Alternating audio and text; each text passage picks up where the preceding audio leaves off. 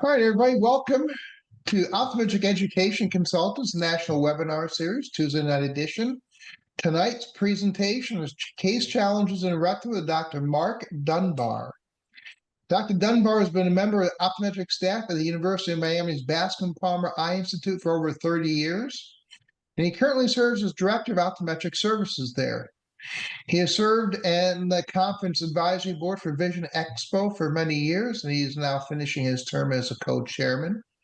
He's I a already fellow of the finished it, American Joe. Academy of Optometry and is a founding member of both the Optometric Glaucoma Society and the Optometric Retina Society. He serves on the editorial boards for Review of Optometry, where he's written the monthly column, The Retina Quiz, for over 20 years. In 2021 and 2022, he was named one of the top 150 optometrists in the nation by Newsweek magazine's annual survey. Mark has always been one of my favorite speakers in the field. I always gain from listening to him. I always enjoy listening to him. This is going to be a treat for me. So, Mark, please take it away. Well, thank you, Joe and Greg. Appreciate the invite. You know, Joe and I go back probably at least 30 years, probably more than that. When he first started at Nova, and I had just kind of had basically started at Bascom Palmer. And of course, he's a great educator, spent a majority of his, at least the first half of his career at Nova, where he influenced countless students and residents, probably many on this call, and really the same for Greg, being in private practice, and worked with him at Vision Expo and a number of things. And of course, both are great educators. So it's always an honor and a privilege to be a part of your group and to be able to lecture. So thank you for inviting me. So we are going to talk about retina. I put the poll everywhere up. Again, just as a way to maybe make it a little more interactive than maybe what we would, because we're not in a, obviously live together where we can generate discussion, but at least this is a way to kind of gauge some thoughts and ideas on some of the cases that we're going to present. This is really kind of an anthology of interesting cases and thoughts and ideas that I've had really in my experience at Bascom Palmer, for more than 35 years. Some things will be pretty basic. I've got a few zebras in here just because they're interesting cases. The polling is totally anonymous. I have no idea who's responding, and you don't certainly have to do it. And I don't even know if it's going to work. But if not, again, the questions are a way to kind of generate some thoughts and ideas. Obviously, you're all familiar with QR codes. You can also text in to 37607 and then type Mark Dunbar 514 to enter the poll. And obviously you can skip some of the things in the beginning. And the first question, of course, is, do you have an OCT? And sadly, there's only 4 of you. So I'm hoping we'll get a few more than 4 that will want to participate. I think, with the initial question that Greg had asked, right? How comfortable are you with retina? And it's been interesting that, in the era of OCT, I think many of us are more and more comfortable. I have the advantage, the privilege of a kind of a before OCT and after OCT, and really the challenges of looking at a retina, understanding what it is you were seeing, making a correct diagnosis. That was really difficult. We all were in that situation. You'd look at a retina and a macula, and you knew that there was something wrong, but you didn't really know what it was you were looking at. Is there fluid? Is there choroidal neovascular membrane? Does this patient have a vitreomacular traction?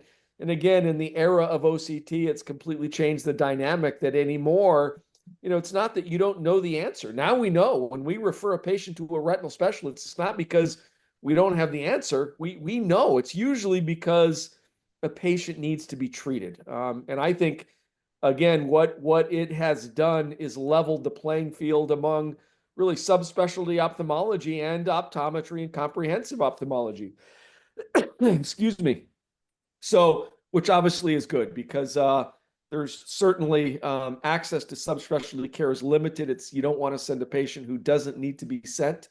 And if you can follow and manage a patient in your chair that, again, it's not a surgical or an injection, I think patients are better off. We do as good, if not a better job than certainly comprehensive ophthalmology, subspecialty ophthalmologists, because we have time to really care for our patients, help them understand what it is that they're doing. So it's no surprise that when I've asked this question, over the years, the number has really become what it is here at 90-95%, which is great. The next question, do you have Mark, OCT? Go ahead, can you Joe. go back, because people are requesting for the QR code or the number again. we Can you go. go back to that, or will that mess you can. up?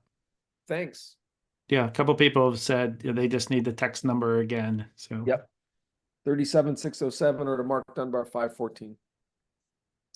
The next question will be about, do you have OCT angiography? Do you guys know, as of what? I don't know if it's January 1st or whatever, but there's going to be a new CPT code for OCT angiography. Were you guys, Joe and Greg, aware of that? well, Mark, the funny thing today is I got back, and my colleague at my office said, hey, he was reading review of optometry or something, and or something on the web, and he's like, hey, because he knows I'm into OCTA, he said there's gonna be a CPT code next year. So as of 12 hours, I did not, or as of 8 hours ago, I didn't know, and now I know. So and again, the minority, you can debate the value, the cost, the expense, etc. And there's a few cases that I have weaved in some OCT angiography, but the reimbursement for OCT angiography will go up. It'll be higher, again, a separate code, and the reimbursement for traditional OCT will become less. I don't know how significantly less and how much more OCT angiography is, but I think it's kind of monumental that there are going to be now two separate codes, because again, what was the advantage of having OCT angiography if you weren't getting paid anymore? And again, I think there's an educational benefit. It helps you, especially with retinal vascular disease and a few things. We see things that you wouldn't otherwise see. But again, the value was, gosh, why would I do it, or why would I get a device if I'm not getting paid more to do it? This may be an avenue now for that to happen. So obviously, OptiView has one. Carl Zeiss has one. The Topcon Maestro just got OCTA approved. So and there's probably a few others there that I'm missing, but Yeah, and Mark, I was aware of it. I don't know how I was aware of it, but I was aware of it. I wasn't sure about the reimbursement. I guess my question will become this not really, this is more a hypothetical, theoretical, but will you be able to bill for OCT and OCTA, and would they be mutually exclusive on different days? That's a great question. I don't know. Or, Mhm. if you're getting, you're getting authorization, maybe they approve OCT but not OCTA. I mean, Mhm. those will be some interesting dynamics to work through. So, well, Joe, we again, have John McGrill coming on in December. yeah, I'm sure he might know that answer. yeah. Just disclosures, I kind of breezed over that. I do some consulting for Carl Zeiss. That's not to imply that their OCT machine is any better than any of the others. That's not the case at all. I think they're all very, very, very good. I mean, you can look at the least expensive, iView to the most expensive, swept source. I think the basic B scan that you get from these devices are all so, so good. And again, in retina, I don't think it really matters much. In glaucoma, it becomes more software eccentric. So anyhow, so let's dig into a few cases, and this is a good one that I'll get Joe and Greg's input on, because we'll look at the nerve in a little bit. Of course, this is a 75-year-old physician, and she comes in with her left eye being achy, and wouldn't you know, she also feels like she has a little temporal lobe tenderness that started 2 months ago, dull pain, discomfort for the last 2 to 3 months. And so, again, she's got enough vague symptoms that even if you didn't find anything, you just wonder, what is my obligation for somebody who's got these kind of symptoms? And of course, she does have something. When you dilate her pupil, this is the left eye, the same eye that she has these vague symptoms. And the question is, right, she's got these three little lesions here. Do they just represent myelinated nerve fiber? Is it cotton wool spots? Is there disc edema? And whatever your kind of opinion is, if you think this is something that maybe she's had, forever, and it's not something acute, maybe not related to giant cell, or because obviously with those symptoms, I think that's what we're all thinking. Do you trust your gut and instinct enough to I hate to say bet the farm on it, but really bet the farm on it, right? And wouldn't you know, right? She's 75 years old, and I'm pretty sure she's had eye exams. And you would think somebody would have commented on this at some point in the past. And of course, nobody's ever said anything about her funny looking optic nerve. And so, the question is this early giant cell arteritis? Is it a cotton wool spot? Is it myelinated nerve fiber? I can't see my other instruction here to know. I can't move that. So, those are the tough ones, right? And the issue is there's enough concern that you know how hard it is to send to subspecialty ophthalmology, maybe even neuro-ophthalmology, if that's what you think, this patient needs to be worked up, or if you have the ability in your own office to let me just order a SED-rate and C-reactive protein. But what do you think, right? I mean, you do the OCT, and again, I'm not sure it tells us anything. Of course, the left eye being a little more elevated superior, but not in the white, like sometimes you see of somebody who's got true disc edema, and the left eye may be generally thin.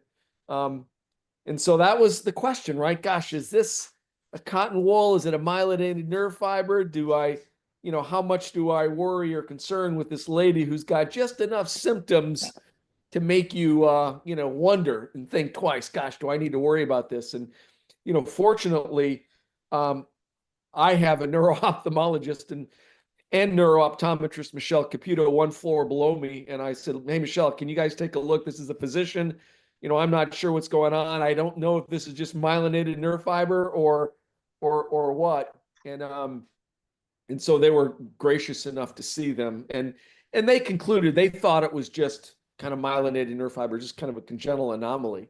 And then, she had these symptoms, and this was the day, developed mild discomfort, joint pain, vertical. This was, the kind of the testing that we had. This was from the neuro, and by the way, she's a psychiatrist. So, and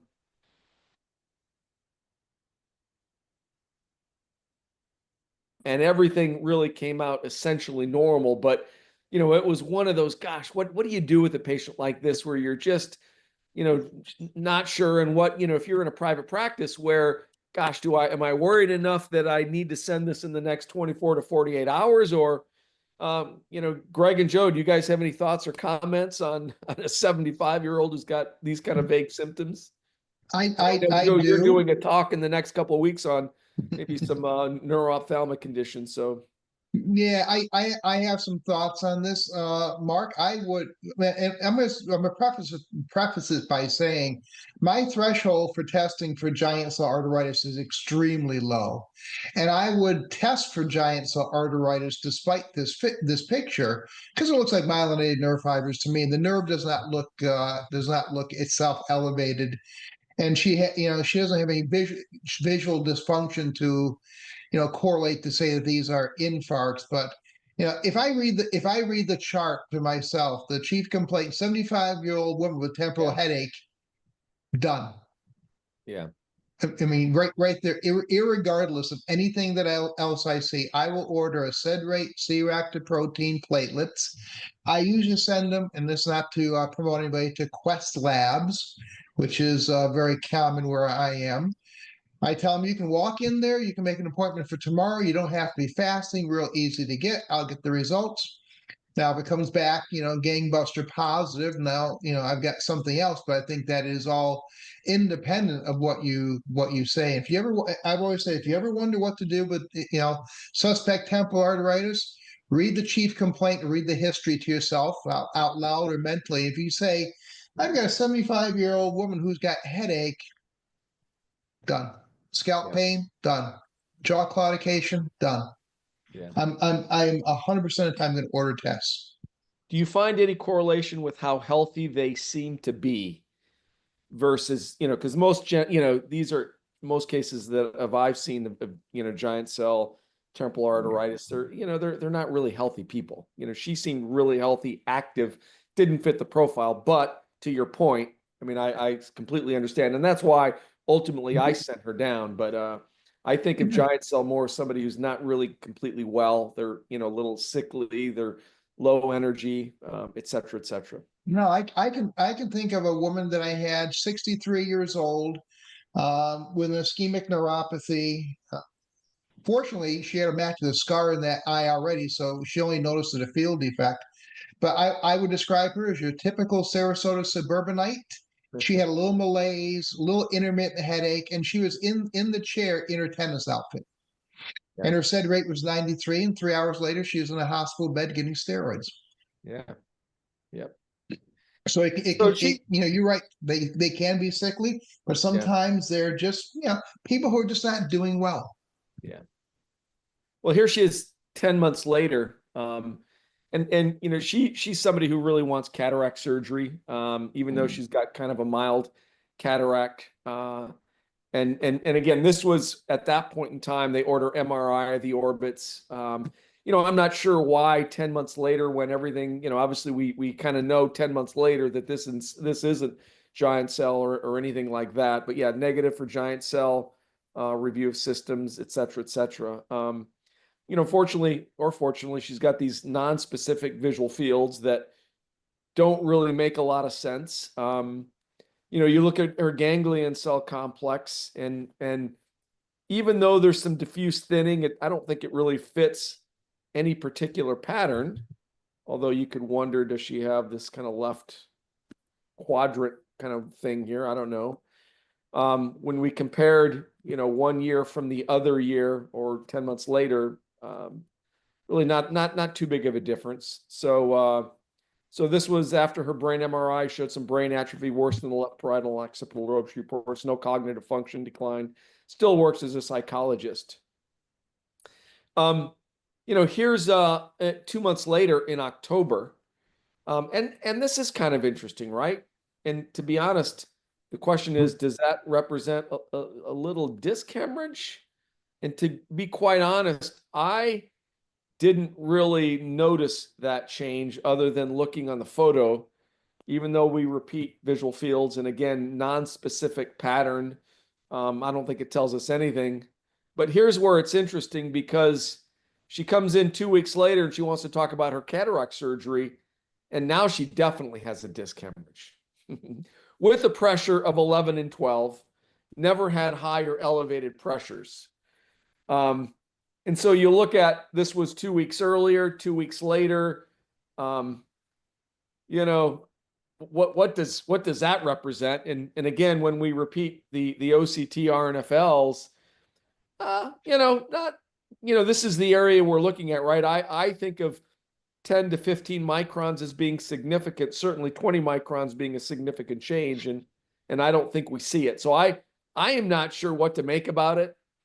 She ultimately ended up having cataract surgery. I actually saw her. She kind of fell off the radar for about a year, and I saw her probably 3 to 6 months ago, and she was doing fine. And I didn't update. We did it OCT RNFL, and everything kind of was unchanged. So it was an interesting case in that, generalized symptoms, develops disc hemorrhages, low pressures. And at least so far she's been stable, but I thought it was kind of an interesting case. Joe, a question rolled in for you, I believe. It says, go ahead. This is for Joe Salka. I think it's for Joe Salka. It says, is your threshold still super low with 20/20 vision and no afferent pupillary defect? Yes, it is. I go by the symptoms, and I've done 4 medical malpractice cases involving giant cell arteritis. I've got one going right now as an expert witness. And it comes down to symptoms. I mean, you've got to explain the symptoms. If a person's got 20, you want them to be diagnosed with giant cell arteritis in 20/20 vision, because we're getting it before the vision loss. I'm going to be looking for the symptoms. If they have headache, they're over the age of 50, it's new, it's troublesome for them, they have scalp pain, temporal head pain, anything like that, that's really enough for me to look into. And I've had a couple cases where I've actually written down doubt GCA, but will obtain serology, and then it comes back gangbusters. So that just lowered my threshold even further. Yeah. So yes, I'm not looking, we want to diagnose people with temporal arteritis before they have vision loss. Absolutely. So how much time do I got? This is just a beautiful image that was posted a couple of years ago by Trey Sullins and Odie's on Facebook. And Trey always periodically presents these beautiful, beautiful images. And I thought, holy cow, that's through a posterior intraocular lens and just a real gorgeous photo that I think is certainly worthy of being posted. So along those lines, this is through our electronic health record messaging me, Dr. Dunbar, this is such and such. I saw you once and got a prescription for glasses. And by the way, when I looked at her chart, I think I saw her over 2 years ago. I made a follow-up appointment, but due to COVID, so this was around 2021, it was canceled. I used your prescription to obtain new glasses. I think the script was about 8 months old. It was over 2 years old. The purpose of my message is to ask you about floaters in my vision. For the past 4 days, I've had tiny black dots in my vision, more without glasses and less with glasses. Is this normal? Will it go away? Do I need to make a Zoom appointment?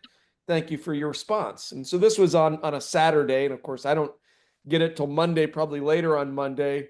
And I commented on new onset of floaters needs to be looked at. It may be normal physiologic change, but it also could be from a tear in the retina. I'm happy to see you this week, either at Lennar, which is one of our satellite hospitals on the Coral Gables undergraduate campus, which is where I am on Mondays and Wednesdays, or kind of the mothership, the main Bascom Palmer on the medical campus. And so, let me know what you prefer. You can kind of predict what the history is going to be, right? What happens. But so the question is, what is the urgency that she needs to be seen? So this was Monday. She comments on Tuesday, I can come in tomorrow, which would have been Wednesday.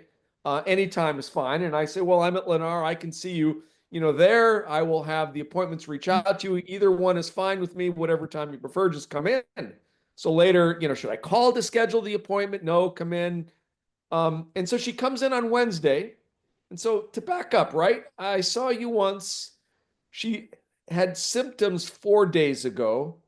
And this was a Saturday. It's Sunday, Monday, Tuesday. So we're 4 days after that. It's a Wednesday. And this isn't quite as beautiful as Trey Sullivan's image, but it's not a bad photo where, see, she's got a horseshoe retinal tear and she's got a temporal retinal detachment.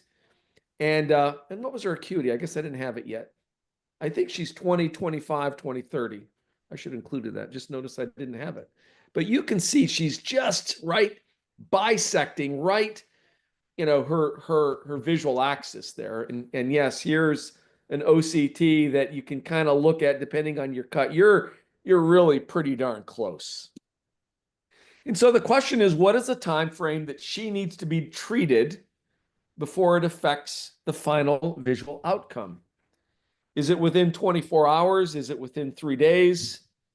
Is it within 7 days? Or is it within 1 week? And so she has maybe macula on, maybe just barely macula off retinal detachment. What is our kind of window of opportunity that she needs to be treated? And again, I'm not talking referral, right? Because I think you and I, anybody on this, that's listening in, you see this in your practice, you're getting it, that same day, or certainly they're going to see a retinal specialist tomorrow. The question is, and this boils down to economics to some degree, right? So think about it. If this is a Friday night or a Saturday morning, if you're a retinal specialist, do you mobilize, an operating team to do this retinal detachment? And I guess part of the answer to that question, if you really believed it was within 24 hours, then that would probably definitely be the right answer. And this has been studied by a lot of people because, do you have some leeway? And if you read the literature, by the way, most retinal specialists would have believed that it's within 7 days, that it didn't really quite matter in terms of the final visual outcome as long as they are operated on within 7 days. And we can actually do better than that, because the answer really is going to be within 3 days. So you don't have to do it within 24. So again, if this is, Labor Day weekend, July 4th, or, the Christmas holidays where everybody is gone, well, you probably want to get it operated on as soon as you can. So predictive factors for poor visual outcome, obviously initial presenting visual acuity. She was, I think, 2025 to 2030, maybe 2020, best corrected. And so the duration becoming, obviously, I think that would make sense to anybody. The longer the macula off, the worse visual outcome. The height of retinal detachment was also, the more bullous it is, again, the less likely to have a good outcome. And so this was a paper that was presented in the American Journal of Ophthalmology in 2022. And so the best visual outcomes are when surgery is performed within 7 days of macular detachment. A meta-analysis has shown that the delay of more than 3 days was associated with statistically worse final visual outcome. So eyes that had surgery within 3 days, they averaged a final visual acuity of 20/30. Eyes that were operated on between that 4 to 7 days averaged a final visual acuity of around 20/70. And so again, this really boils down to, right, getting the best visual outcome, but yet, the economics of timing. Again, whether it's a weekend or maybe the retinal specialist is on a holiday, or again, maybe they're at the American Academy of Ophthalmology, what is your time frame that this patient needs to be operated to really still have a good visual outcome? And in this case, we'll assume they're just probably macula off, and this patient probably needs to be operated by, probably certainly before Friday, if you're going to have a good visual outcome. And I thought that was really, really very interesting. So she ended up having surgery. She saw, that same day when I saw her on a Wednesday, I had her see the retinal specialist that afternoon, Harry Flynn. He operated on her on Thursday, and this is 8 weeks after her surgery, and he took a nice image, and she had some laser photocoagulation of some breaks, and she ended up 2025 to 2030. Of course, she ends up with a cataract. She ends up having cataract surgery, and she's ended up doing really pretty darn good, considering. But I thought that was interesting, right? Yeah, not when we would want to, if you were you and I think we would all agree I want surgery within 24 hours.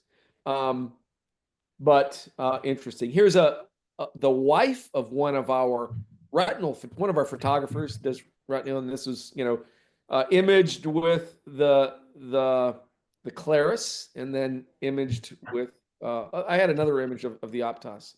Sorry, I didn't have it, but I just thought that was. Hey, Mark, can I ask you a question real quick? You can, yeah. We're talking macula on versus macula off. And obviously, macula on, we want fixed within 24 hours. You're talking about this macula being off. But when I do polling questions, a lot of people think the macula is the fovea, because the macula is 5.5 millimeters, right, wide. Are we talking the edge of the macula? Or are we talking when they do these studies, because the macula is pretty big. I think So it's if that just that one edge of the macula is off, right? We want that fixed in 24 hours. Are we talking macula or fovea macula? I think you're talking fovea macula. Okay. I think you're talking fovea macula. Like Mark, when you talk about the fovea macula being right here, she is just off. Okay. Mark, when so you talk about that's macula off right there, or fovea off. Correct. Yeah. Yep. Okay. Go ahead, Joe. when you talk about the economics of it, sometimes it could be just the patient's eaten that day. They can't go to surgery. Correct. What I find in our area, some of the people that we work with and in our practice, there's the gas bubble injection buying time. Mm-hmm. So I do see a lot of people doing a gas bubble injection on the same day, and then they schedule it for when it's going to be convenient for them and the patient. Interesting, yeah, yeah, makes sense. And I mean, here's almost an example of that to really everything you just said. So for those who live in Florida, and probably not many because you wouldn't get credit if you were listening, other than you just want to hear the three of us talk. So this is August. It's literally a week before the University of Miami, University of Florida football season opener, right? And this year, and so the one of the defensive line coaches comes in on a Monday with I'm complaining of I'm losing my peripheral vision. And as you can see here, was it a Monday or was it a Wednesday? I should know the answer to that. It's a Monday. So it's a Monday. And so, right. So I'm like, and it's 3 o'clock in the afternoon. And the question is, do I send him? I was at our Coral Gables campus. So he's a football coach. He's getting ready to coach. Really, he's just joined University of Miami. He's excited to go up to Gainesville to watch, to help coach, in the swamp. And he's got this retinal detachment. And so I spoke to Justin Townsend, who's one of our retinal specialists. And Justin wasn't in clinic. He goes, listen, tell him to show up early tomorrow, NPO. So as Greg indicated, right? Make sure you don't eat anything, nothing in your stomach, because we're gonna take you to surgery on Tuesday morning. And indeed, that's what they did. And he ended up injecting a gas bubble, had laser. I don't think he had a buckle, interestingly. I think they did a pneumatic retinopexy. So the gas bubble kind of tamponades it. Maybe they drink. I shouldn't say, because I don't remember, because I can't imagine them doing gas and then doing laser that day, but I think they took him to the operating room, drained the fluid and lasered it, and then they did put a gas bubble in. I don't think he had a buckle, but anyhow, suffice it to say, he doesn't coach that week. And of course, he had a buckle because he ended up being, more myopic as well. So he ended up fitting with a contact lens. But again, everything we just talked about, right? Next day, make sure you don't eat, prepare to go to surgery, and he ends up having a good outcome.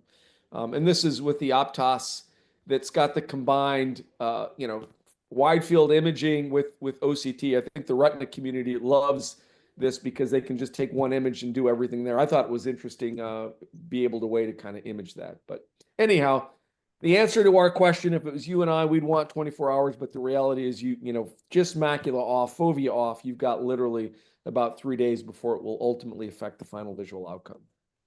And that was a football coach, right? That wasn't a Dolphins quarterback. Well, we'll get to the Dolphins quarterback in a little bit. The fake Dolphin quarterback. Yes, it was truly a football coach. So yeah.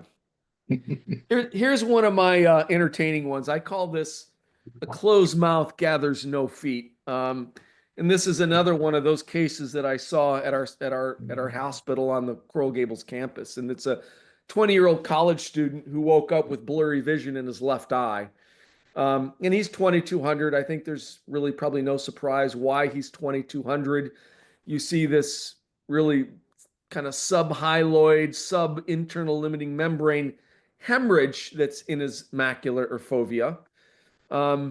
In the OCT, you can kind of see blockage from the blood. I did OCT angiography. Not sure what it tells me or if it helps me much. The question, of course, is why does he have it? And so what does this represent? Is this a choroidal neovascular membrane? Is this a retinal artery macroarterial aneurysm? Retinal artery macular aneurysm? Does it represent Valsalva, or is this a branch retinal vein occlusion? And so can you look at that image and kind of immediately kind of make a diagnosis of what this represents? Hey, Mark, I had a question. Are you seeing your poll results? Because I am not, and Greg is not. I am seeing my poll results. So when you're done, when they finish, why don't you just share maybe with us? I don't know if the audience is seeing it either. Then probably not. That happened once before, and I'm not sure. There was something I had to do, and I'm not going to try to figure out now, but I will. So, Hey, Mark, before you, a Go ahead. real quick question came in. Superior detachment approaching macula versus inferior detachment approaching macula, different urgency? I don't think so. I think if you're approaching macula, obviously you feel a little better about it being inferior, and you feel a little worse of superior because of gravity. But no, I think from a retinal specialist perspective, I mean, maybe they have a little more latitude, but I think for you and I think, that patient, if it would have been inferior, I think he still would have had surgery the next day or the day after that. So 75% of people kind of thought that this was a Valsalva. 17%, I don't know what B was. B was a retinal artery macroaneurysms. And you know, if you are on ODs on Facebook, every now and then you'll see some of these kind of cases presented. Um, and it's just a really kind of a typical presentation of a Valsalva retinopathy. So this occurs when a person tries to exhale air forcibly through a closed glottis so that no air goes out through the mouth or the nose. That sudden increase in intrathoracic or intra-abdominal pressure occurs as a result of this forced exhale. And as a result, you get rupture of the superficial retinal capillaries. And here's a couple examples. And again, you look at this, looks like more of a macroarterial aneurysm, but again, just kind of showing some of these cases that get uh, uh, posted on Facebook, which I love to see. Just goes to show that on any given day, at any given moment, these patients walk into our chairs and we're seeing these people, and so great imaging of taking photos of these. So I thought it was kind of interesting. And so, again, some examples, right? A cough, maybe you've had too much to drink, or maybe you've got a flu and you're vomiting or throwing up, the typical, somebody who's playing a musical instrument. This is a picture of me when I was working out the other day. Somebody had captured the image, the one on the left, not the one on the right. So, and so when I'm thinking of this guy, right? He's a 20-year-old college student, and it's a Monday, and I'm thinking, well, this guy's been out partying, he's so I go through all the things that you think about with the Valsalva. Did you vomit? Were you throwing up? Were you sick? I mean, and he denies everything. None of the, working out, exercising, nothing at all. And so as he's dilating, I happened to have a retinal specialist, Jay Sridhar, in the clinic on that day, and I showed Jay the images, and he goes, "Well, did you ask him about his sexual history?" And I go, "No." He goes, "When I was a first year, one of my co-residents, the ophthalmology residents in the first year, they man the emergency room. They're on call every 6 night, and one of his co-residents, he tells a story that he kind of collected a bunch of cases that, again, these Valsalva retinopathies, where he would kind of go through a history, and he kind of found out that there were several cases that were attributable to vigorous sexual activity, right? And so you kind of read the literature, postcoital visual loss due to Valsalva, another one associated with sexual activity. And so again, remember, he's dilating, and so as he's coming in, I'm like thinking, boy, am I gonna ask him, this question? Am I gonna kind of go through it? And I will paint a picture for you here. As I said, he's 20. He's a good looking kid. He's fit. He's handsome. He is a good looking kid, and he's not alone. He has an equally attractive, very beautiful young lady with him, blonde, just stunning couple. And I no joke. I mean, the two of them are there, and as they're kind of coming in, I tell them, well, there is one more reason why you could have had this, and it can be from vigorous sexual activity. And I kind of stop and pause, and I look at him, and of course she's sitting in the back of the room, and I kind of casually look at her, and I look back at him, and there is this kind of uncomfortable silence as I'm letting him ponder and think about it. And I kind of look at her again, and he stops and he goes, "Oh, her? That's my sister." So, and no jokes, that was the response that I got from her. And so, I'm not sure that it really probably was so important to find out the answer. I think we know what it is. Certainly it wasn't from anything that him and his sister did, but at least we wouldn't think so. But anyhow, these typically resolve on their own, spontaneous resolution. There is some worry that the blood can clot. So some people talk in the literature about using a YAG laser lysis, or even in some cases pars plana vitrectomy. He came back a week later, probably too soon to see him, but he really didn't have any improvement. He was about the same. And then, he was lost to follow-up, perhaps because of me asking, maybe a question that I didn't need to know the answer to. So remember, a closed mouth gathers no feet. So Any comments? So again, we kind of talked about kind of what happens there. And again, the question is, was this pre-retinal, subhyaloid, sub-internal limiting membrane? And really wasn't too sure kind of really where the blood was, other than it's very superficial. I think it's sub-ILM, actually, internal limiting membrane. But any comments? Well, yeah, I mean, and not so much on the medicine, but on the history. It can sometimes be, I don't say uncomfortable to ask about that type of thing, but as I've taught students and residents for many years, you got to be very careful of how you ask it so they properly understand it. I had one patient who had a really bad ocular infection, and I've always said that exotic lifestyles often lead to exotic conjunctivitis. So I asked the patient, are you sexually active? A yes or no question. His response was, not really. Well, what do you mean, not really? It's a yes or no question. I mean, what do you mean, not really? He goes, well, I don't really like to do much. I like her to do everything. Okay, I gave up. Closed mouth gathers no feet.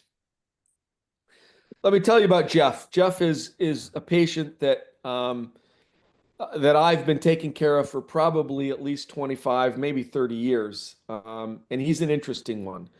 I first met Jeff when I was working in the retina clinic. John Clarkson, who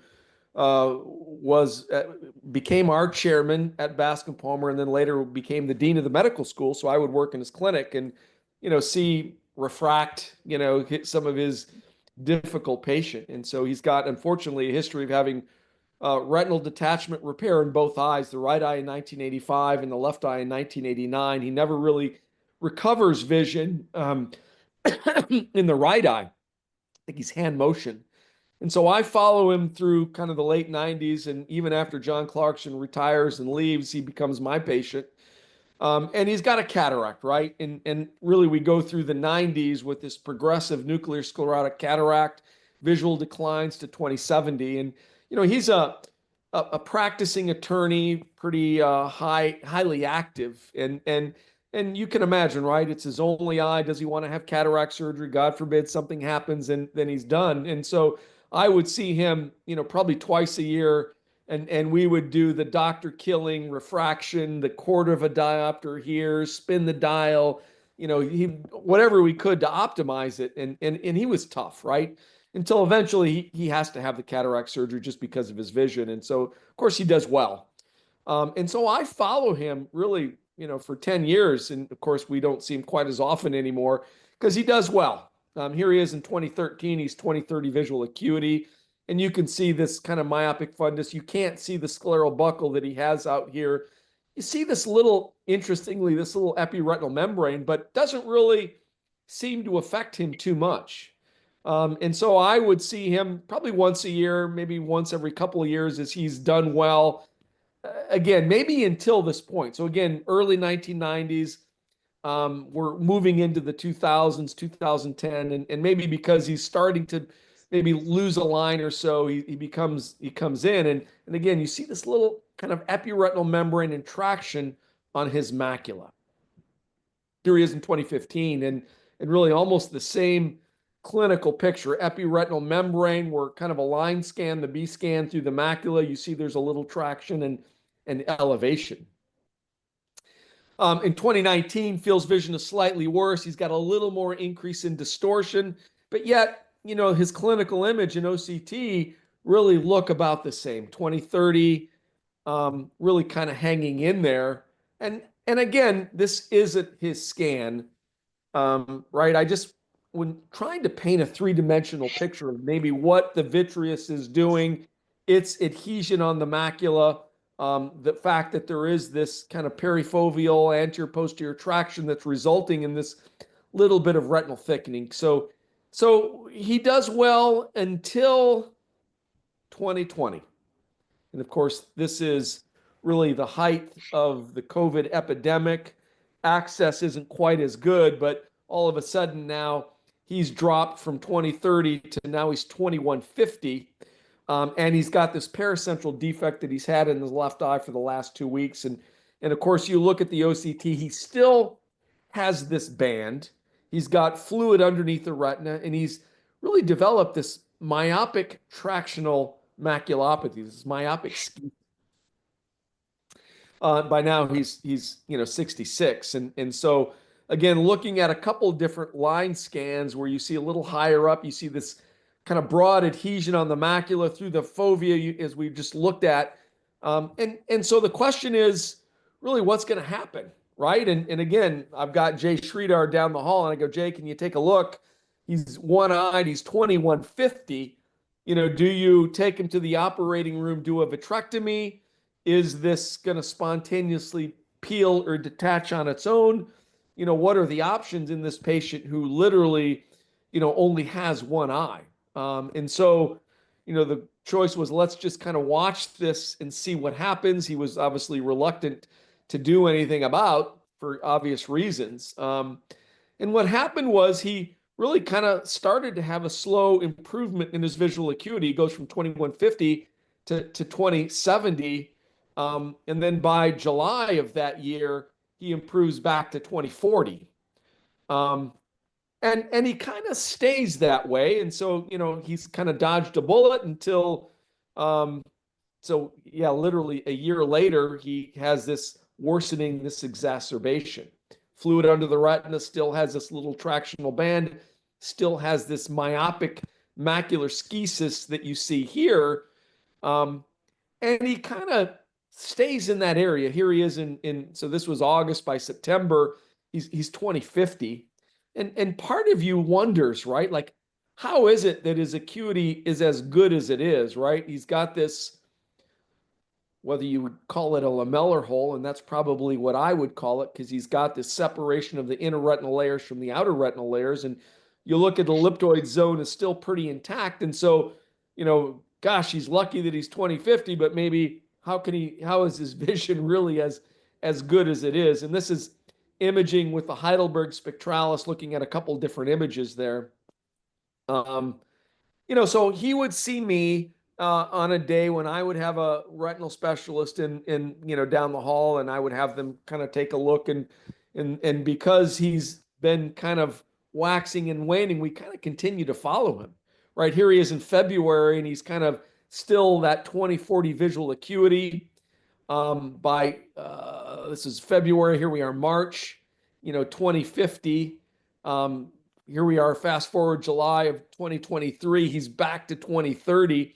And again, depending on where you scan, you wonder how good the machine is at kind of maintaining or scanning the same area, because supposedly this is through the macula, yet I think this higher scan maybe better depicts where the macula is, and I'm not really sure, to be honest, how accurate it is. And again, remember, he's a highly myopic fundus, and there may be some variations there.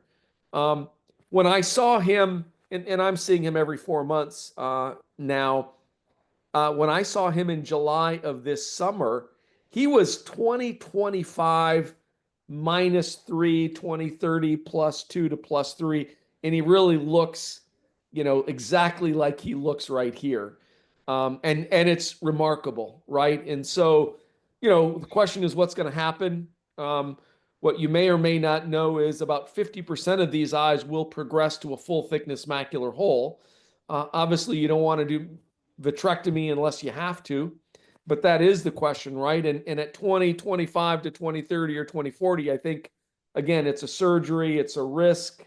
Certainly risk of retinal detachment, because he's already had retinal detachment. And so it's been interesting. And as I said, I've known Jeff for 25 years. And I think for those of us that have been practicing that long and have built a practice, one of the joys that we all have is these patients who we see over and over, the patients we've got to know, their families. And Jeff is certainly one of those people that, I've grown, fond of. He's a little eccentric, but that to be able to take care of him for the last 25 years and become, invested in some way, it's really kind of interesting. And I don't know what's going to happen. So, right, these myopic tractional maculopathies or myopic macular schisis, they go by really several different names. Myopic foveal schisis, seen in up to a third of highly myopic eyes with posterior staphyloma, that results from this perifoveal or tangential traction on the macula,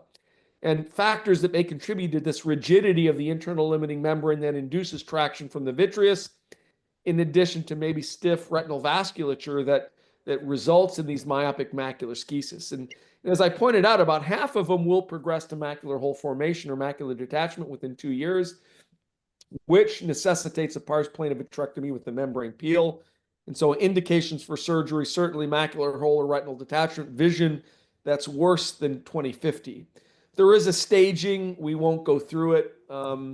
Probably too academic and for our needs. This was a paper that was published this past June in one of the American Academy of Ophthalmology journals. Again, really looking at long-term follow-up, and again showed that 20% of eyes without indication for surgery could improve over time. So 80%, at least in their series, would progress. 20% ended up spontaneously improvement. And so I think Jeff is within, at least so far, within that 20%, which again, the odds really don't favor him.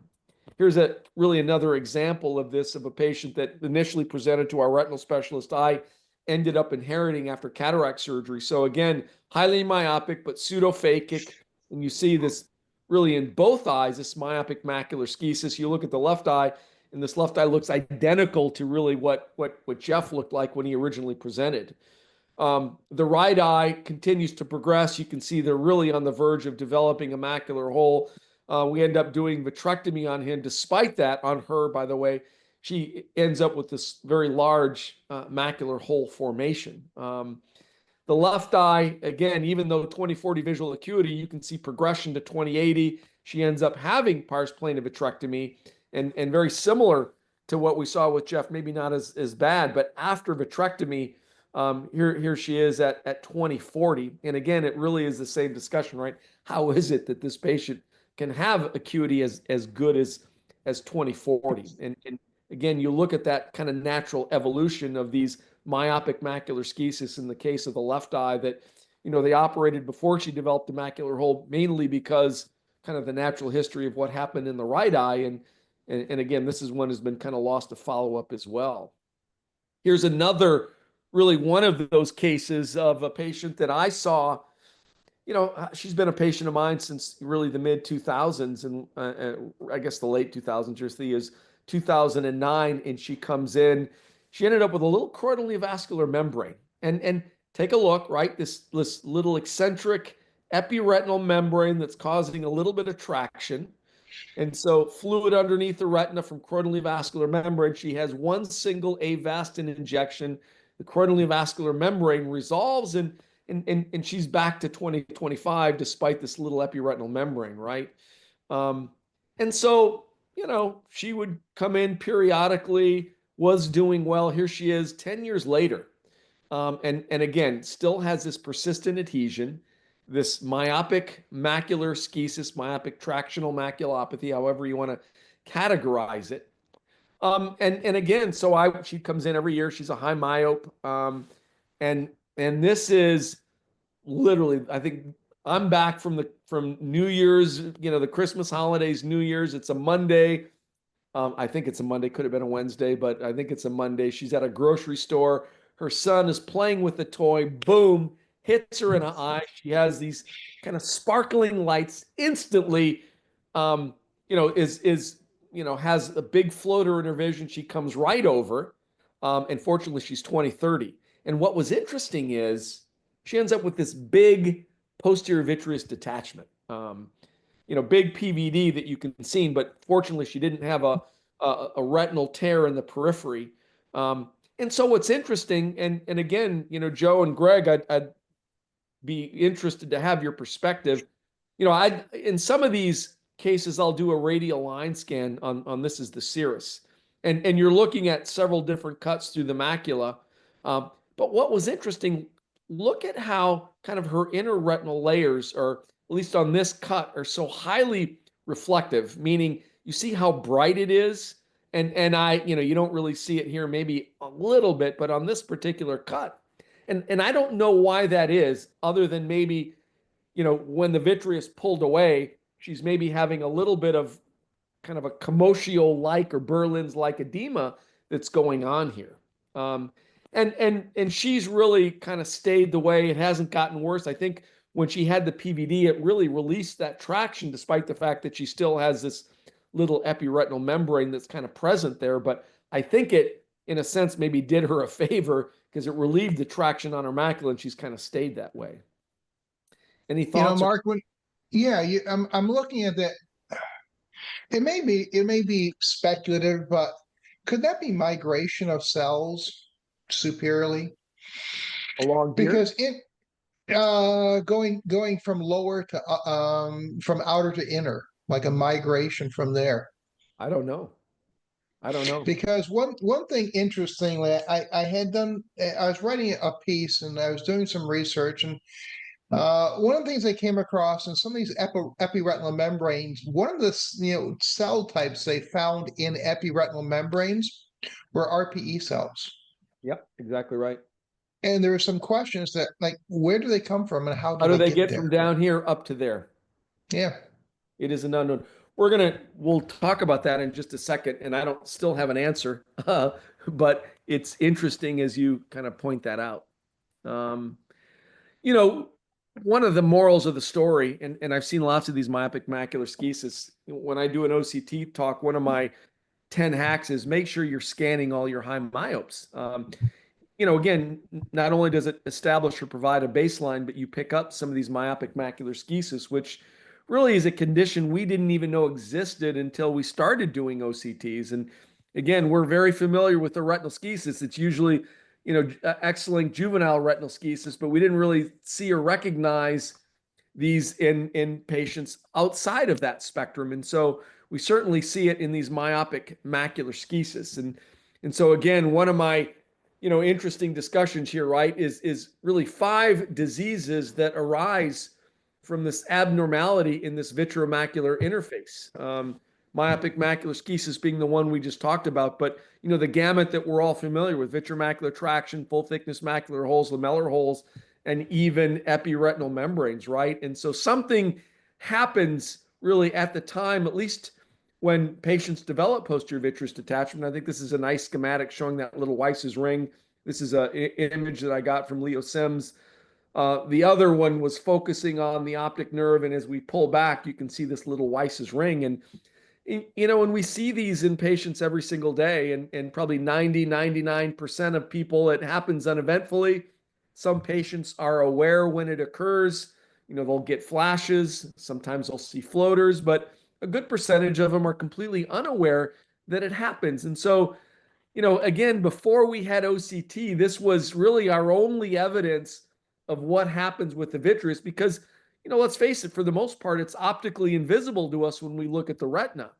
And as kind of Joe pointed out, right, when patients have epiretinal membrane, if you will notice, in about 80 to 90% of patients with epiretinal membrane, when you look, you will see that they also have a posterior vitreous detachment. So again, what happens, right? What was believed is that at the time of the PVD, maybe a little internal limiting membrane dehiscence that allows these fibrous astrocytes, as well as glial cells, and, as Jeff pointed out, even RPE cells, which nobody can really explain how they get onto the surface of the retina. But again, partly part of this dynamic of what happens, when you get traction on this vitreomacular interface in the setting of somebody who develops a posterior vitreous detachment. So yeah, 80 to 90% seen with PVD. We know that 90% of them, they don't change. About 10%, they may shrink and contract,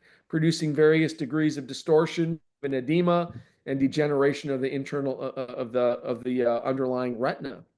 And so yeah, Hey, Mark, go ahead. A couple comments and questions came in. I think this might be a good place if you don't mind taking these questions. I don't mind a bit. Just to clarify, 50% of lamellar macular holes will progress to full thickness macular hole. The reason that the person's asking is they had a retinal specialist tell them they aren't related. The lamellar macular hole is not associated with progression to full thickness macular hole. What are your thoughts on that? I agree Mark? with that 100%. If I insinuated that, I said the myopic macular schisis 50% of them will progress to full thickness macular holes, myopic macular schisis. No, I agree. I think lamellar holes, and we're going to show, we'll talk a little bit about that in just a second.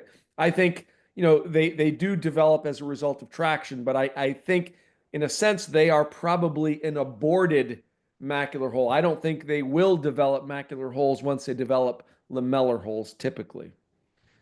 And any opinion on the use of dorzolamide in myopic macular schisis? I don't have any opinion.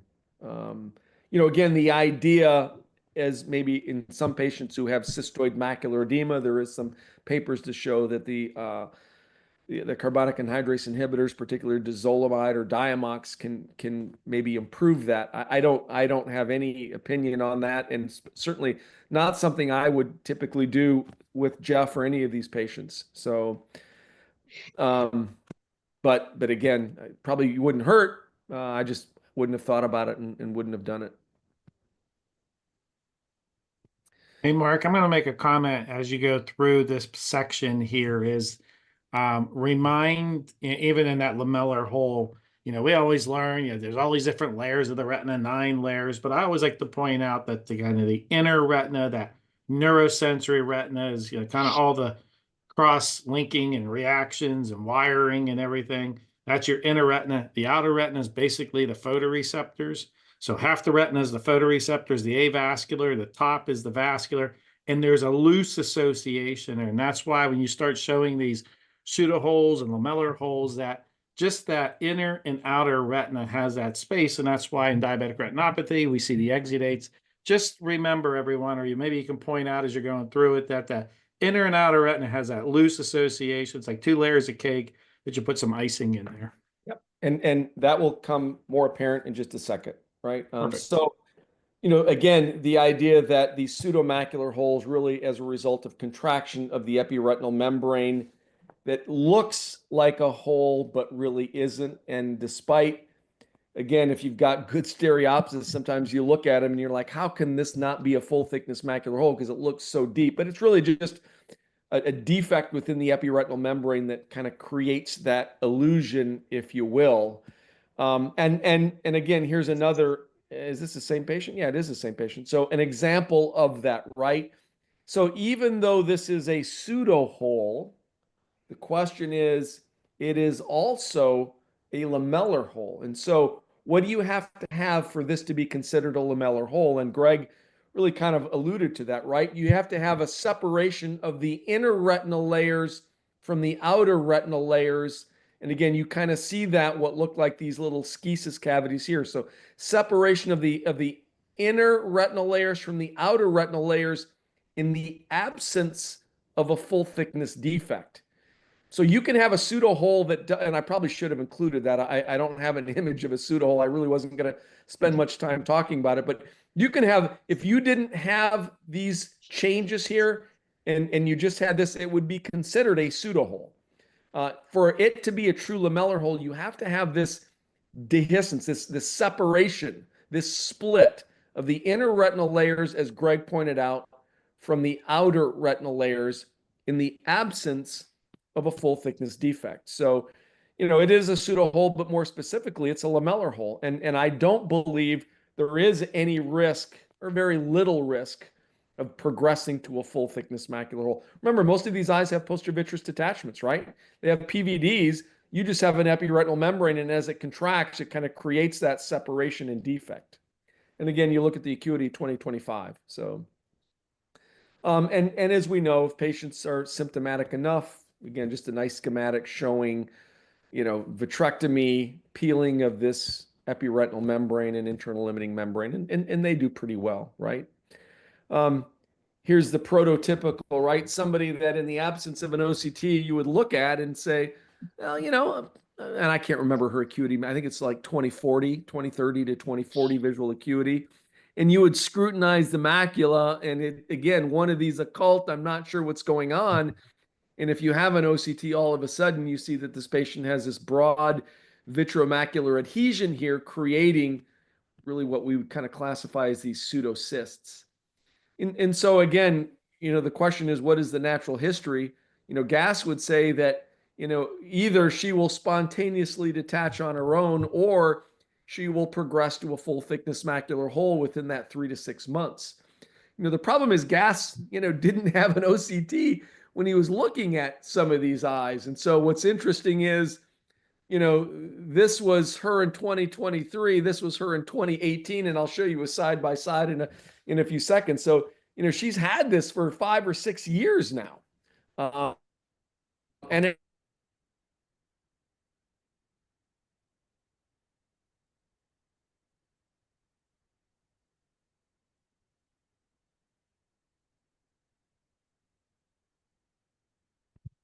Joe, is Mark action. Yep. frozen on your end? About 10 seconds.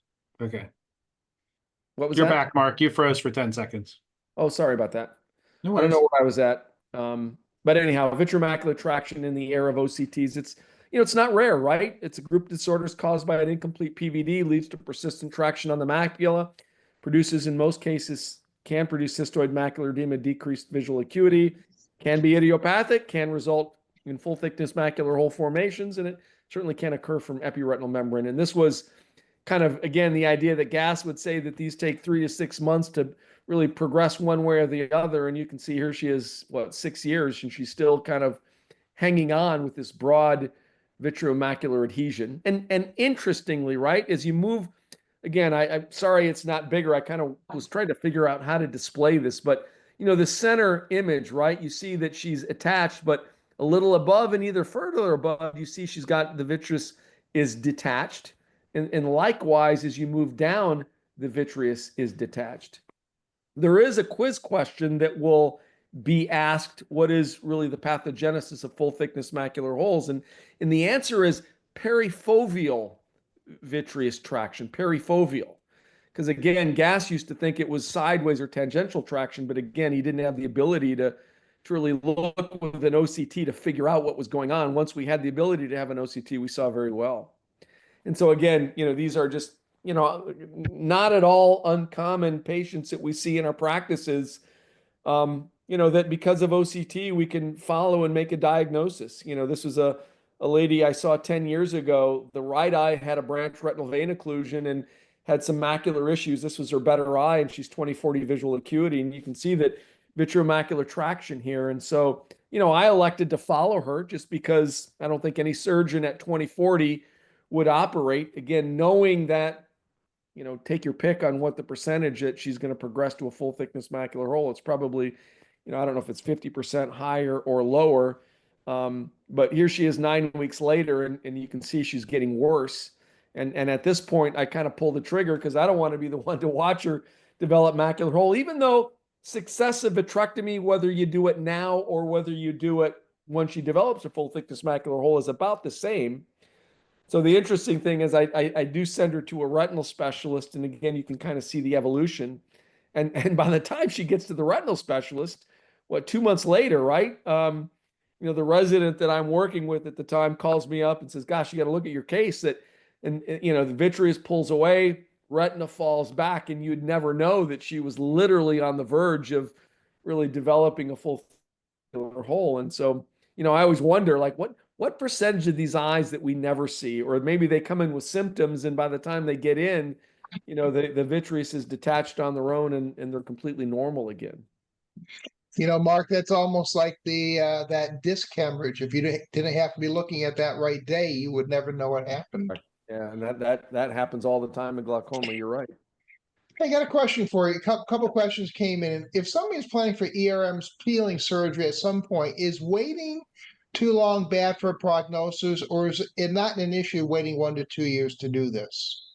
Well, I think it depends on vision, right? So the goal, the goal of surgery is to get about half, 50% back of what you started. So if you're 2100, success might be 2050. If you're 2060, success might be 2030. So I think for some of these, potentially when the vision gets worse, even, certainly there is success, but I don't know that the success is quite as good, because I think architecturally, the longer the retina has been thickened, or the longer that, especially if they go on to develop, fluid within the retina or under the retina, I think that potentially has a again, as you wait longer, can have a negative effect. I think the improvement is not as good. And again, I think we've all seen these wrinkly retinas that it becomes difficult even if you remove the epiretinal membrane. Patients will still have some distortion and some irregularity in the surface of the retina. So part of it is right, how symptomatic they are. We've all seen the 20/30 patient who's very symptomatic, and we've seen the 20/60 or 20/70 patient who has no symptoms at all. Mhm. And you talk to him about doing surgery, I'm not bothered, we'll leave it alone. And then you got the 20/30 patient who's really bothered. And again, when we're in an era of small gauge vitrectomy, sutureless vitrectomy with, again, these fine instruments where and let's face it, membrane peels are not that difficult.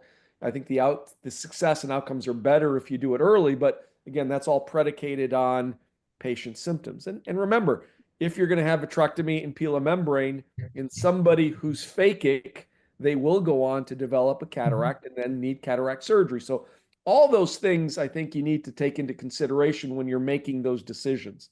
But certainly the OCT can really give you that cross-sectional anatomy in detail of what's happening within the sensory retina. Mark, I'm just going to add on to your comment there, Yep. just about that membrane. Everything I agree with what you said, symptoms, architecture, so on and so forth. I just want to remind the audience that as this membrane forms, and this, I learned this from a retinal specialist, and Joe, I know you work with them, and Mark, certainly you work with them, you can add to it. But when I talk to the retinal specialist, remember this, these membranes, when they're formed, they're kind of young, they're immature, they're hard to peel because there's no substance to it. And that's why it changes over time and becomes more of a wrinkly surface. So peeling too early is trying to like pick up, jello that's Sure. not formed yet. There's really nothing to grab. It's kind of falls through the fork or through whatever you're picking it up with, that jello. But as the jello forms and becomes a little bit more solid, then you can peel it. So these membranes become more, more defined, more solid over time.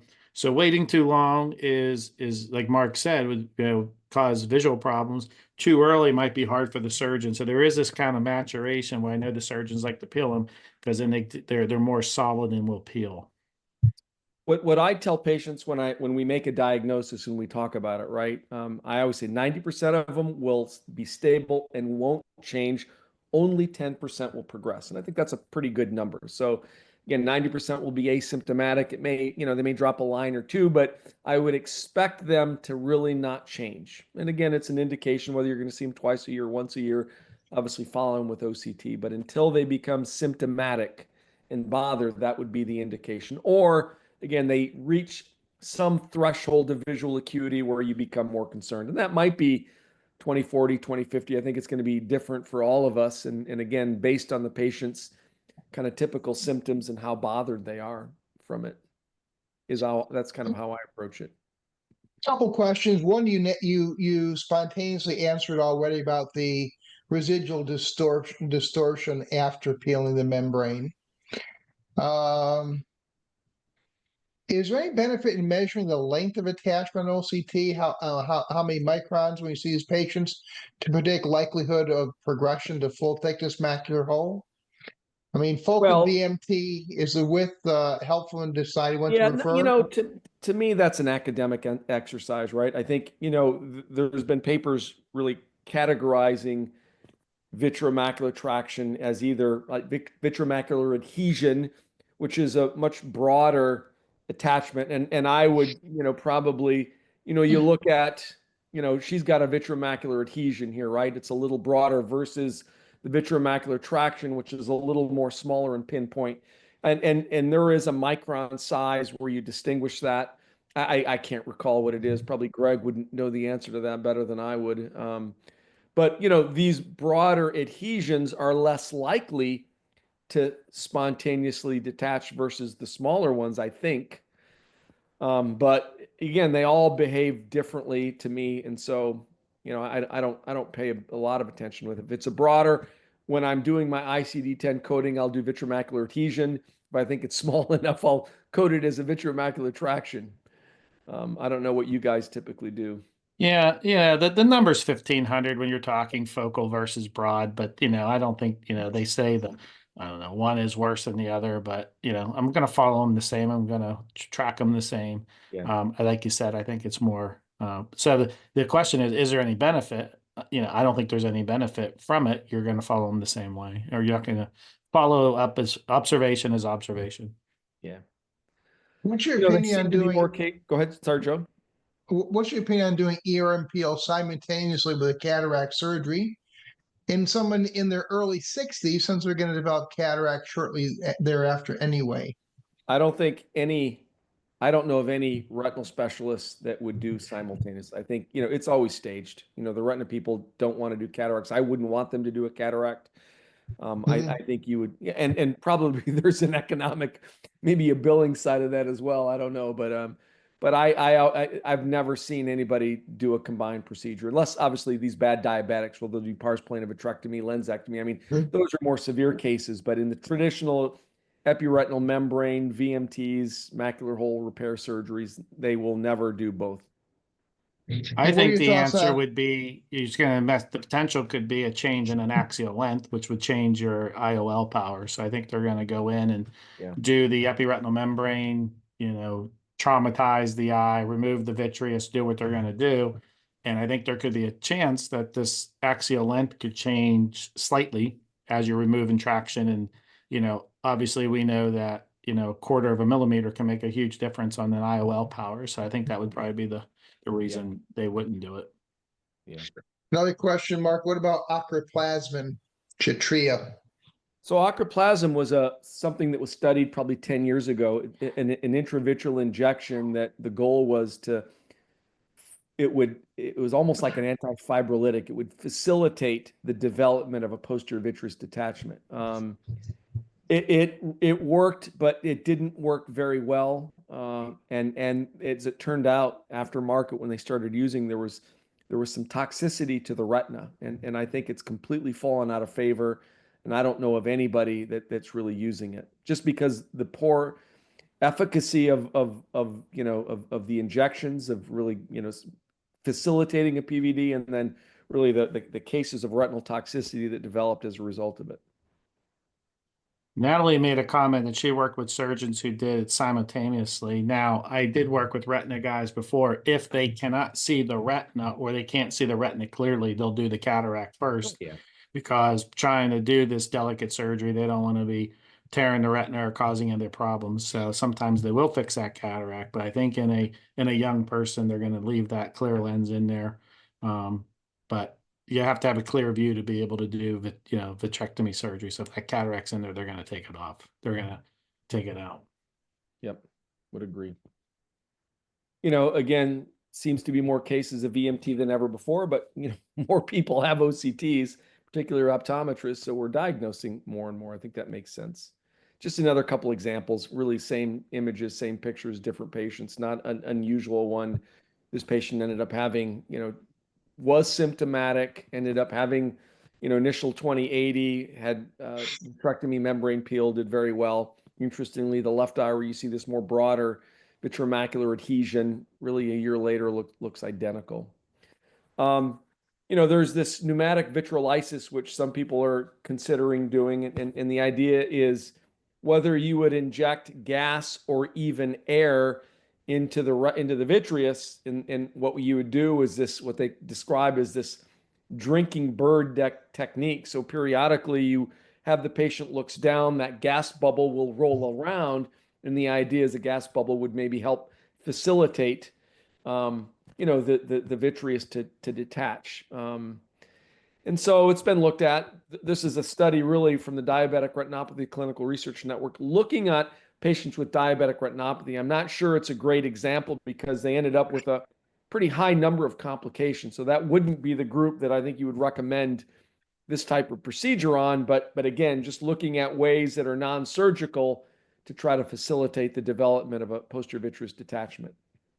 And I think you get the picture when you put that gas bubble in, it kind of rolls around depending on your head position, and seems like it would be a less invasive technique than ultimately going ahead and doing a vitrectomy membrane peel. But obviously we know that, again, remember 5 diseases that are associated with abnormalities in this vitreomacular interface ultimately leading to macular hole formation. And this is somebody who had the incredible misfortune of having bilateral macular holes. And again, you see very nicely vitreous is adherent. It is detached around the macula. And so this really kind of speaks to really before we had OCT, Gass spent his life trying to understand, the development. Why did they develop? And so from his atlas, that cuff of fluid around it, yellow deposit at the base, he described an operculum anterior to the macular hole in about 50% that they thought originally represented a plug of retinal tissue, and with a small percentage having an association with epiretinal membrane. And so Gass really in 89 described this as vitreous shrinks. It causes this sideways traction. Of course, he went on to really describe the stages of macular hole that probably many of us had to learn in school.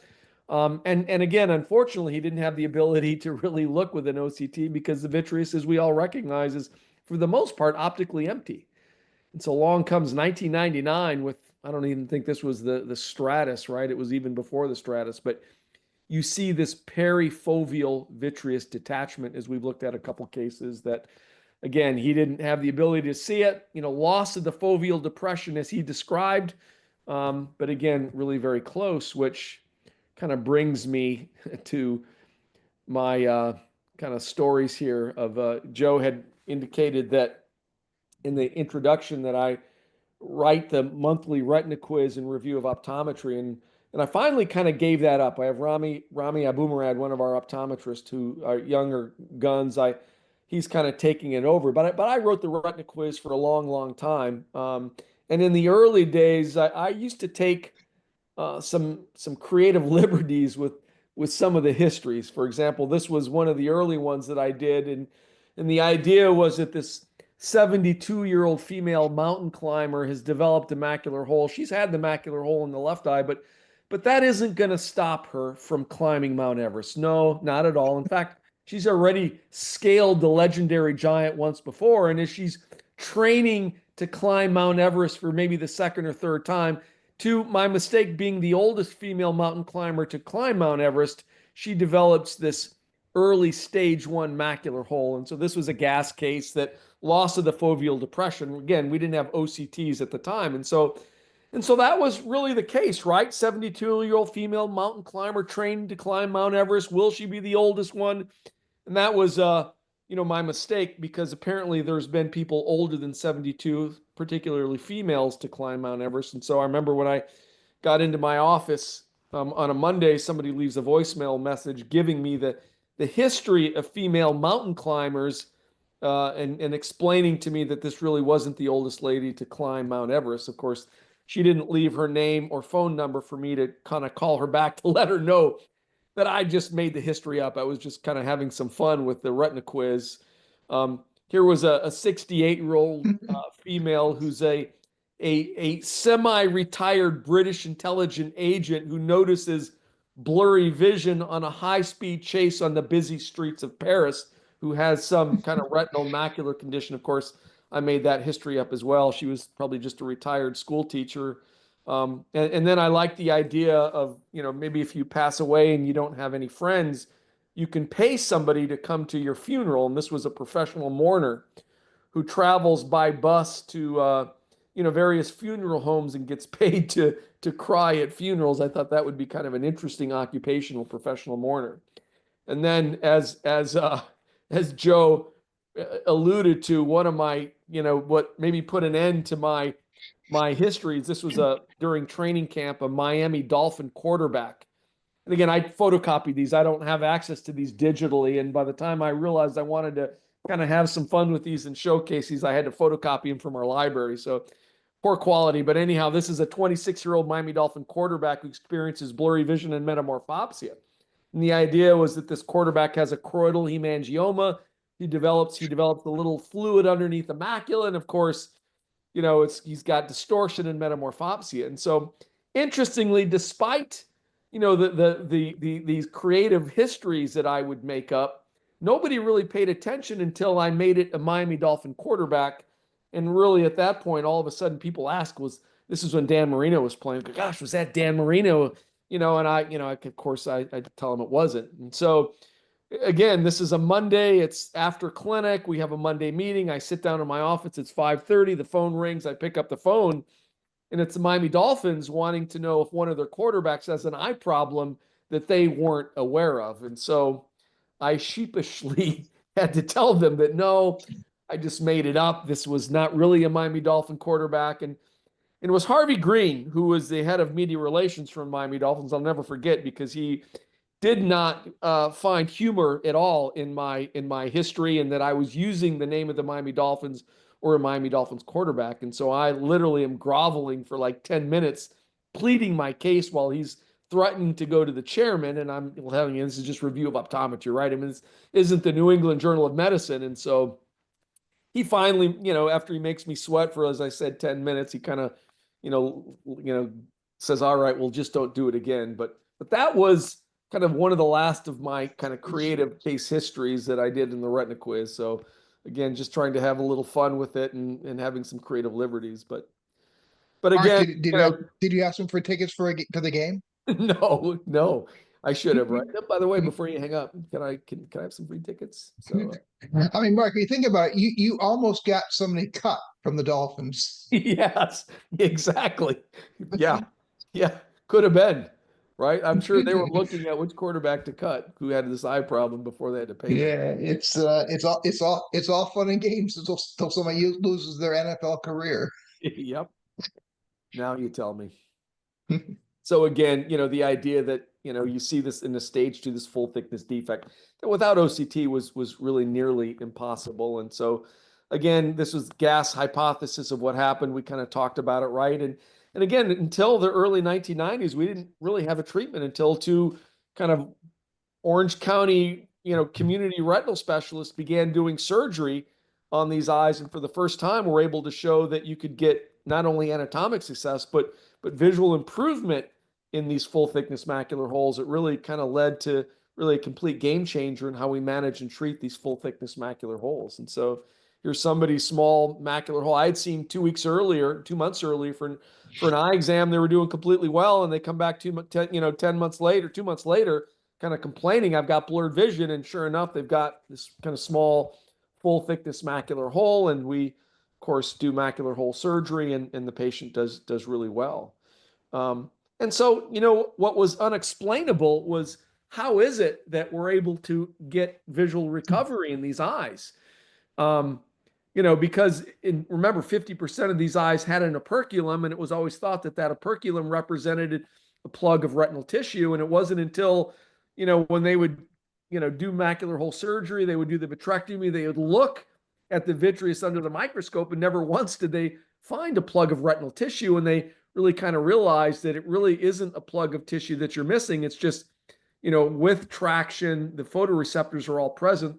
They just kind of pull away, like, the pair of blue jeans where you develop the hole around the knee. And then there's been debate, do you peel the internal limiting membrane? Do you not? In the beginning, you do face down positioning for a couple of weeks. It's really evolved to even a couple of days, even after the few days, if they do an OCT and see that the hole is closed, they won't make patients do face down positioning anymore. But you can imagine a 75 or an 80-year-old where, for 2 weeks, they're eating, sleeping, drinking. I mean, everything they have to do, it's face down positioning in this arthritic, patient how hard and difficult that would be. And again, the idea, we talked about what the role of a gas tamponade, how it kind of, you'd have to position so that gas bubble mechanically would kind of facilitate really the macular hole from, to close. So any questions or comments before we kind of leave this topic?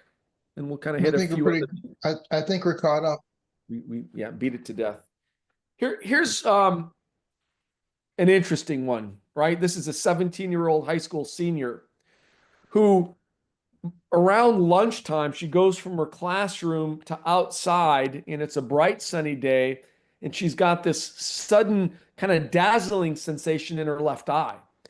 And where she sees this kind of paracentral focal area of blurry vision that nearly bisects her visual axis. And as it turns out, my daughter is a senior in high school, and it's one of her good friends who, says, Miranda, your dad is an eye doctor, right? But because I've all of a sudden, 3 days ago, I saw her 3 days later, but all of a sudden this sudden change she described. And so, yes, Miranda, have her come in. I'll take a look at her. And so she's, of course, 20/20, confrontations are full, pupils are equally round, and really nothing much going on until, again, this is the left eye. And you see this kind of little area here, like you almost wonder, is this an artifact, this kind of graying, and again, not the best picture because again, we're seeing reflex from the internal limiting membrane. Even that you look at, is that real or not real? But you could see that this area was even a little bit thickened, almost like when you get a little branch retinal artery occlusion, you get some kind of thickening. And so, once again, right, we let's do an OCT, let's do some OCT angiography. And what's interesting is you see on this kind of near IR image on the OCT, we don't always probably pay enough attention to that, but you can kind of see this hypo-reflective area there on this near IR scan. And then, of course, when you do your OCT, you can see, this area of higher reflector in the inner kind of retinal layers, inner and maybe middle retinal layers. And so again, we've got OCT angiography, and you see on this deep retinal scan. Again, the nice thing about OCTA is you've got kind of tells you when you look on the image here, it kind of tells you where you're scanning. And so this scan here, you can kind of see where you're scanning. And as you go down, depending on where you want to look at, you'll get not a printout, but you'll get, you can easily scan through the various retinal layers. So it's easy to know where you're looking at, right? Some of the deeper retinal layers are avascular. So in a setting of a choroidally avascular membrane, for example, in this avascular area, if you were to see some hyperreflective area, that might be an indication of a choroidally avascular membrane. But what's interesting, right? And again, we'll look at some of these other scans in a little bit, but you're looking at in the deep kind of capillary plexus, this kind of peculiar change here. And on the ENFAS image, it's interesting that it's hyperreflective. And then kind of as you move down in kind of the OR, CR, again, more in the outer retinal layers, you see this hypo-reflective area. And that really kind of goes through some of the other retinal layers. So the question is, is this a low flow? Is it ischemia or occlusion of some of these kind of deep, retinal vessels within the capillary plexus? And so we won't do a poll question really for the sake of time. But, does this represent a branch retinal artery occlusion? Could it be maybe this kind of acute macular neuromaculopathy, acute macular neuroretinopathy, or paracentral acute middle maculopathy, or unilateral acute idiopathic maculopathy, right? You look at all these kind of the weird, zebras of things that we don't typically see much in clinical practice. And as it turns out, this is a really very typical presentation of somebody who's got PAM, paracentral acute middle maculopathy. So this is a type of an ischemic maculopathy that affects primarily the intermediate and deep retinal capillary plexus.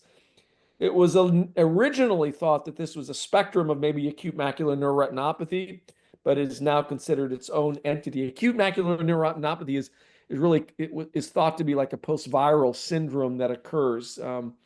And again, nobody really knows exactly why people develop acute macular neuroretinopathy. But again, there's association with MUDES, multiple evanescent white dot syndromes, and acute macular neuroretinopathy.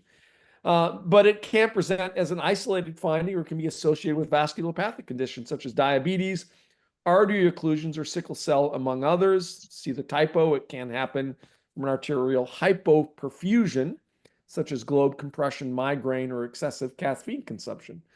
So again, when you see all these, the fact is nobody really knows exactly why it happens. There's some associated, systemic conditions like diabetes, artery occlusions, etc., can be from hypercoagulability and hypertension, are also considered risk factors. And so the clinical findings, right, this whitish gray perifoveal area that we saw may be subtle. And again, this hyperreflective band in the middle retinal layers, again, as we just saw, and that may be due to localized ischemia in the deep capillary plexus, which we can see on OCTA. And so hyporeflectivity, and the question is this from low flow, or is it a shadow defect that is occurring higher up in the in the vascular plexus that's kind of creating the shadow. And that's kind of what we're looking at here. And so, careful, detailed medical history, blood work out to rule out hypercoagulability conditions, including factor V Leiden, cardiovascular workup, which include carotid artery, Doppler, echocardiogram, MRI. And so remember, this is a 17-year-old girl who also happens to be on oral contraceptives. And we know the weird things that happen sometimes in young females that are on oral contraceptive. We've seen, branch retinal artery and vein occlusions, CRVOs, kind of the weird things. And so all those things were considered. Of course, we did send her for a workup, including referring her to her OBGYN, and she ended up, they changed her oral contraceptives. So she went off those again just because of the potential risk. It never completely gets better. I saw her 2 months later, and she was still 2020. She was still able to see this paracentral scotoma, but it really didn't seem quite as bad. And that was really the last time I saw her. So one of these kind of weird zebras that kind of walks into your practice, and in this case happened to be one of my daughter's friends who, again, I don't know the relationship between walking from a classroom into a bright sunny day. This is around lunchtime. Did she have some type of vasospasm as a result of that? Or was it just kind of completely coincidental? And of course, we'll never know the answer. And this is one of those rare ones. Joe, Greg, or any of the others, anybody have any comments? I do not. Okay. I guess the only comment I would have, Mark, is kind of we're never going to know what caused it. We know that the retina auto regulates. Is there something that kind of malfunctioned with the auto regulation out there? But that's my only thought. Yeah. And then I'm going to show you another case that has really almost a similar presentation, but completely different etiology. This is a 76-year-old white male. He is the secretary of one of our, he's the husband of a secretary of somebody who works at Bascom Palmer. And so I, follow him for intermediate macular degeneration. He's had cataract surgery in the left eye, still got a mild cataract in the right eye. He's been 20/25 in each eye. And of course, you can see on the OCTs, he's got these drusenoid changes, but really functioning pretty good until really, gosh, almost 5 years ago to the day, right? This is Thanksgiving Day. He's up in Orlando with his family, and he gets in a bad motor vehicle accident. Somebody rear ends him at a high speed. He gets loss of consciousness, is airlifted to a hospital. He doesn't remember much. Did hit his head on the steering wheel or dashboard. And when he wakes, he's got blurry vision, particularly in the right eye since the accident. So fast forward, it's a week later, he comes in to see me.